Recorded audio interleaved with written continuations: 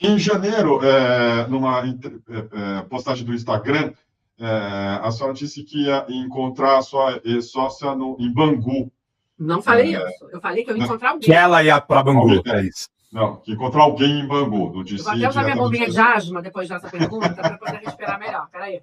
Então, eu queria entender melhor isso aí, porque foi assim que, né, veio à tona o caso da BIM paralela. O que você quis dizer com isso? Não, o caso da BIM paralela não veio à tona por conta do meu post do Não, é claro que não, estou falando do contexto só. Estou falando do contexto.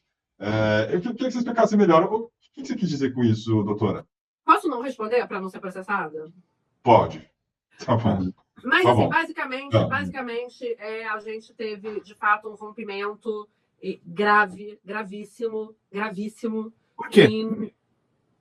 Não tem absolutamente relação com a família Bolsonaro. Tá. Não tem. Tem relação com... Será que me cabe falar isso? Eu vou falar. Eu fui vítima de um crime hediondo e eu fui vítima de gaslighting por parte dessas pessoas todas. Quando eu relatei o crime do Eles te silenciaram, é isso? Não foi a família Bolsonaro que me silenciou, tá? A família Bolsonaro Mas a tua ex-sócia? A família Bolsonaro não tem a menor ideia, eles estão lá, não tem nada a ver com isso, nada. Eu posso contar o que é a história? Saiu na mídia. Posso? Você me autoriza? A história do... Pode falar. Você acusa de ter sido estuprada, é isso? Enquanto dormia. É isso, né? Essa história. Foi isso. Ela estava no meio disso ou não? Deixa eu te dizer. Não fica parecendo uma novela, uma série? É muito louca essa história. É muito louca, entendeu? É muito. Se eu contar as coisas todas, fica parecendo que eu estou delirando mesmo. Talvez. Quem sabe, né? Mas é inacreditável. Mas se ela tem alguma coisa a ver com isso... Tem alguma coisa a ver com isso. Ela que nesse momento deve estar felicíssima de finalmente eu mencionar o nome dela, porque eu me recuso, né? Porque tem nome que a gente prefere não mencionar. Mas eu fui vítima de um estupro numa viagem que eu fui para Lisboa, para... Cabe eu falar isso aqui agora? Vocês querem ver isso? Pode. Sim, eu quero saber. Eu fui para uma viagem num congresso com uma pessoa que eu entendia que era um amigo meu, bastante amigo.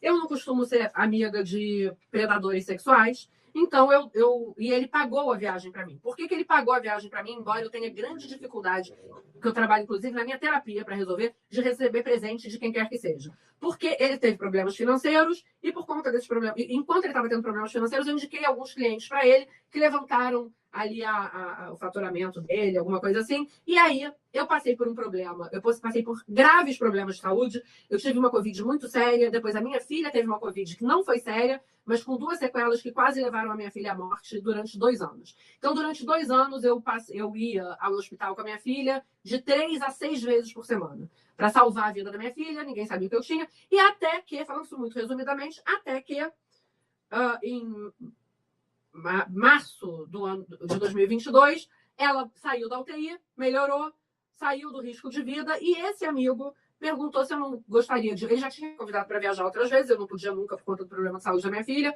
e esse amigo perguntou se eu não viajaria, se eu não iria para aquele congresso em Lisboa, que todo mundo sabe qual é o congresso que eu estou falando. Aí eu falei, putz, eu quero ir sim, eu estou precisando viajar, eu estou muito... Desde antes da pandemia que eu não viajo, eu estava muito esgotada. Só quem é mãe entende o que é isso, você ficar com a sua filha na iminência de morrer, né? 5 vezes por semana. E aí, assim que ela saiu do risco, passou um tempo, e aí ele comprou, ele falou, então me manda a foto do seu passaporte, eu mandei.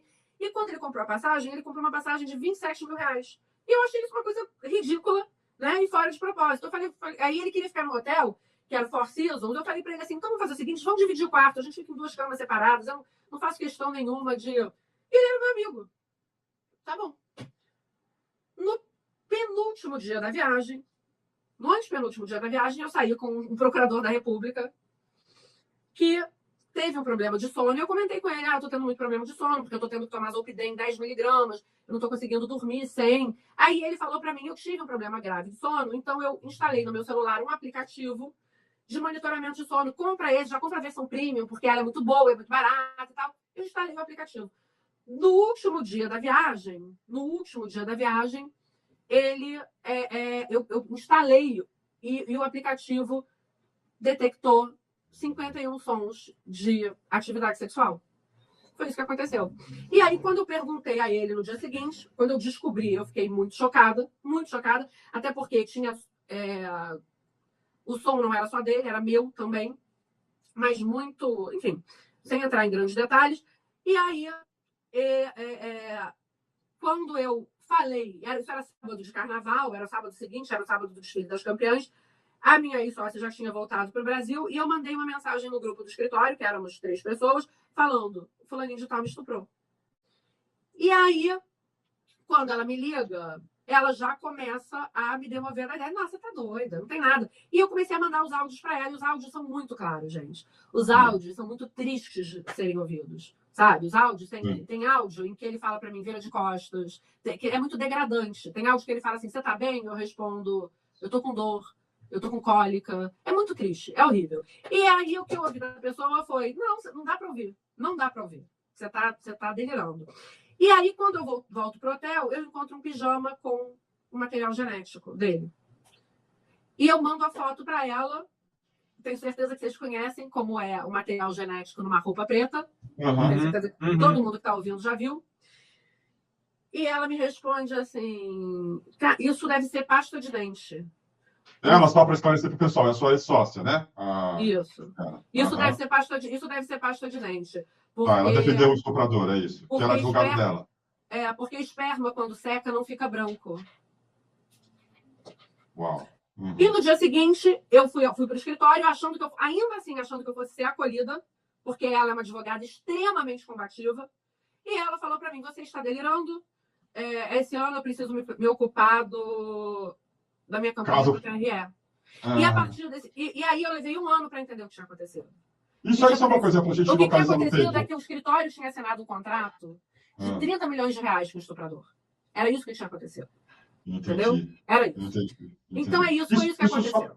Só para localizar no tempo, quanto tempo? Pra vocês entenderem por que a gente rompeu, vocês perguntaram. Foi em 2022, né, Juliana? Foi em 2022. É bem depois do encontro com o Flávio Bolsonaro, então, portanto, certo?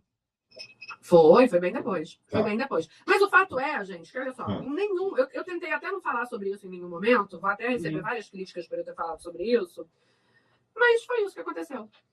Foi exatamente isso que aconteceu, sem tirar nem pôr. Eu tenho todas as provas de que isso aconteceu, eu tenho gravação, tenho áudio, tenho mensagem dela para mim e tudo mais. E aí, nesse dia, eu tive uma crise dentro do escritório, faltava ainda uns 8 meses para a eleição, mas eu não sou vinculada a nenhum grupo político, eu sou advogada e ponto final. Nunca fui, não pretendo ser.